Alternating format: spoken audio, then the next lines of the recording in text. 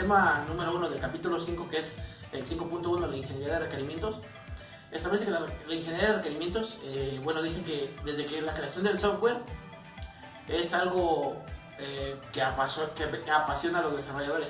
Es algo tedioso, difícil, pero sobre todo es algo que nos llama mucho la atención. ¿Por qué? Porque un desarrollador lo primero que quiere hacer al momento de desarrollar software es directo ir a hacerlo.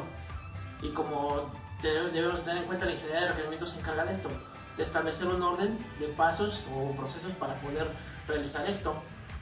Uno de ellos, por ejemplo, puede ser desde la planeación, las metodologías, todo lo que se ocupa para la ingeniería de requerimientos. Es ir haciéndolo por pasos y no directo a la programación. ¿Por qué? Porque un software desarrollado en tan poco tiempo o así hay que programar y ya, simplemente va a ser un software inútil. ¿Por qué? Porque todo tiene una estructura, una ingeniería. De ahí viene la palabra del tema. También en el tema nos dice que hay que ser específicos con lo que queremos. Por ejemplo, no podemos decir que queremos un software para la NASA o cosas así si solo somos unos programadores que vamos empezando. Para eso se tiene que ir estudiando poco a poco. También tenemos lo que es establecer las bases. Para establecer las bases tenemos una serie de pasos que debemos realizar. Una de ellas es identificar a los participantes. ¿Qué quiere decir esto? Como dice Somerville, dice que los participantes son todos aquellos que se benefician de forma indirecta o directa del software en desarrollo. ¿Eso qué nos quiere decir? Tanto nosotros como desarrolladores y los analistas se encargan, son participantes de toda la creación que se va a realizar. Pero también de forma indirecta se refiere a los usuarios finales, por ejemplo, o a los que se encargan ya del uso de él o del mantenimiento, que no están tanto en la planeación o en la analítica del programa, pero sin embargo participan dentro de él. Otro paso que tenemos es reconocer los puntos de vista. En esto nos debemos de basar mucho en nuestro equipo de trabajo, porque tenemos al analista, al ingeniero y a todos los participantes. Dentro de esos participantes siempre va a haber alguno que tenga un punto de vista diferente. En ese punto de vista diferente que tenga él, debemos respetarlo, porque también nosotros tenemos puntos de vista y debemos llegar a uno solo. Simplemente es eso, llegar a un solo punto de vista o a un acuerdo que sea el más eficiente o el más eficaz evaluado por todos. Bien, como tercer punto tenemos el trabajo en colaboración o trabajo hacia la colaboración. Esto nos dice que, por ejemplo, si tenemos nuestro equipo de trabajo, debemos de estar todos congeniados y en un orden específico para llegar a realizar las actividades. Simplemente es eso, ser colaborativo, porque si estamos peleados con los encargados de software o los encargados de diseño, no se va a poder llegar a un acuerdo. Sin embargo, debemos ir todos ahora sí que paso a paso y poco a poco para poder realizar el proyecto que se estableció. Bien, también tenemos como otro punto o otro paso del que habíamos dicho, es realizar las preguntas o las principales preguntas. Esto se refiere a que tenemos que irnos cuestionando sobre cómo va el proyecto. Por ejemplo, una de las preguntas es quién está detrás de la solicitud del problema o del programa del proyecto. Aquí podemos establecer qué es la idea del cliente, qué es lo que necesita o cualquier cosa. Como otra pregunta que podemos dar, por ejemplo, es quién usará la solución. Tenemos a los usuarios finales, que son los que realizan eso, pero puede que el cliente no nomás lo ocupe, sino que también sea uno de sus empleados o su equipo de trabajo de él. Esos son como los usuarios finales. Por ejemplo, otra pregunta que sea, ¿cuál sería el beneficio económico de una solución exitosa? Por ejemplo, ese programa va a solucionar muchos problemas dentro de su empresa del cliente, o no nomás de él, sino que también nosotros. Eso se refiere a la solución económica. ¿Qué puede hacer el programa para ahorrarle al cliente? Y como otra pregunta tenemos que si hay otro origen para la solución que se necesita. O sea, no nomás quedarnos en una solución. Eso se refiere a que si el programa necesita mejoras o cualquier cosa, podemos establecérselas. En la negociación, esto es para saber el tiempo, el costo o alcance que pueden perjudicar a la calidad en tanto al proyecto. Si el cliente, digamos, que pide una calidad muy extrema, o sea, que el software tiene que quedar muy bien, esto se verá afectado en el costo y el tiempo. Si nos da la opción de entregarlo con un tiempo de un año, pues la calidad la implementación nos va a ayudar a obtener una vista preliminar de los requerimientos que desea el cliente sobre el proyecto. Puede ser que el cliente quiera que el software cree reportes múltiples de todas las ventas que tuvo en ese día. Entonces, en ese caso, el equipo de software se va a tener que dividir ese trabajo para así llegar al alcance que quiere el cliente para obtener una calidad buena en el software. El despliegue de la función, en la función de calidad se despliegan 3 requerimientos, que el primero es requerimientos normales, que aquí va a ser lo que el software o lo que el cliente quiera que haga el software. El segundo sería los requerimientos esperados, es lo que espera el cliente sobre el software. Puede ser que el cliente espere que el software sea fácil de usar, entonces nosotros tenemos que empeñarnos para que el software sea lo más fácil a utilizar para él o para cualquier otra persona, no solo para el equipo del software.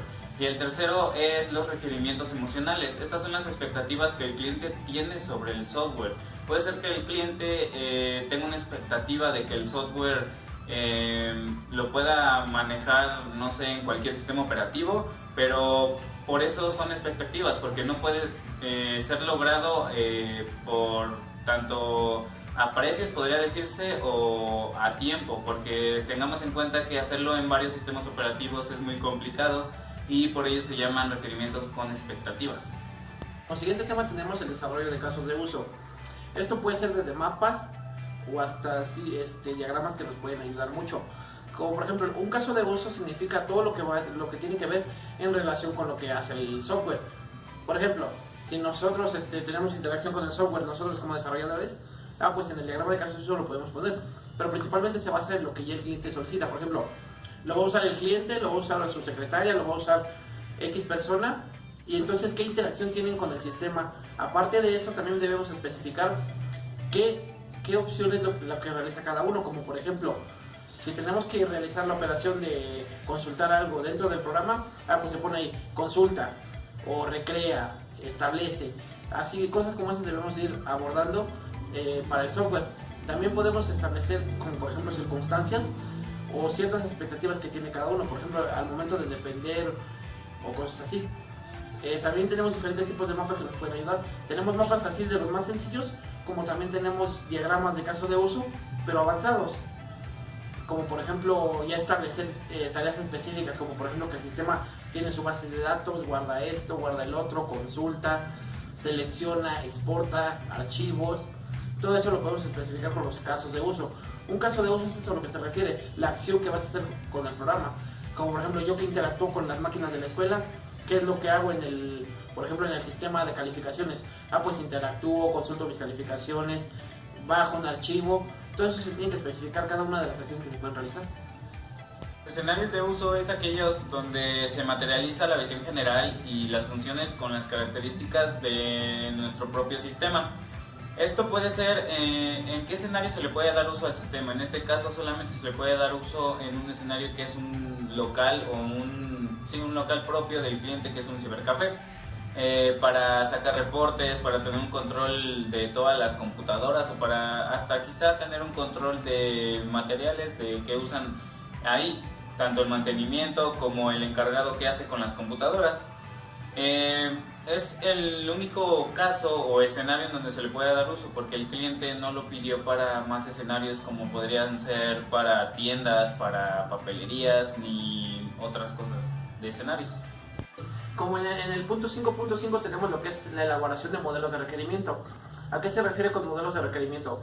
Pues a la información, función y comportamiento del software en la computadora. Como por ejemplo, tenemos que abordar ciertos temas, como por ejemplo lo que es la información, que es cómo se va a comportar el software también, y la función que va a tener.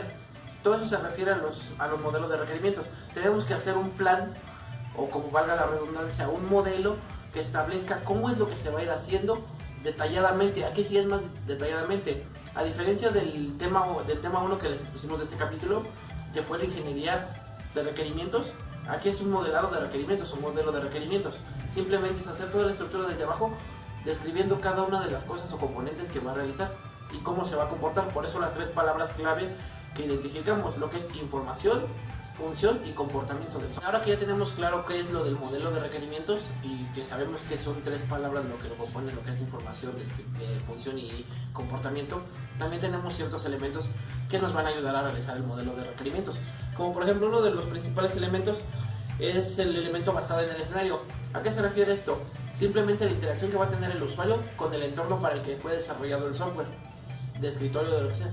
Por ejemplo, como lo mencionaba anteriormente mi compañero, digamos en este caso un negocio de un cibercafé, que el software está diseñado específicamente para eso, no lo vas a poder implementar en una tienda o algo así, porque cambian las cosas, cambian los escenarios y los actores. También tenemos un segundo modelo que es el elemento basado sin clases, que dice que cada escenario de uso implica un conjunto de objetos que se manipulan.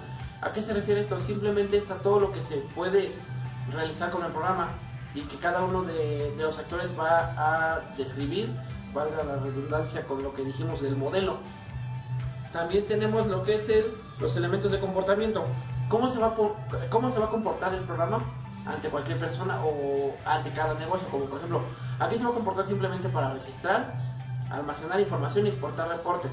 En cambio, en una tienda tiene que consultar o tendría que solicitar más información de los productos, almacenar, actualizar, etcétera. Simplemente son esos elementos que se tienen que analizar poco a poco. Otro tema que se aborda son los requerimientos de la negociación.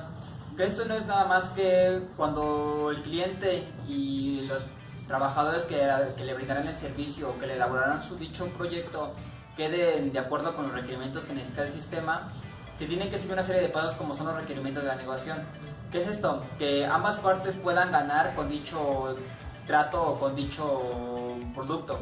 En que el cliente quede satisfecho con las condiciones que se han quedado de acuerdo, así como que quede de acuerdo con todas las ideas que está ofreciendo los trabajadores.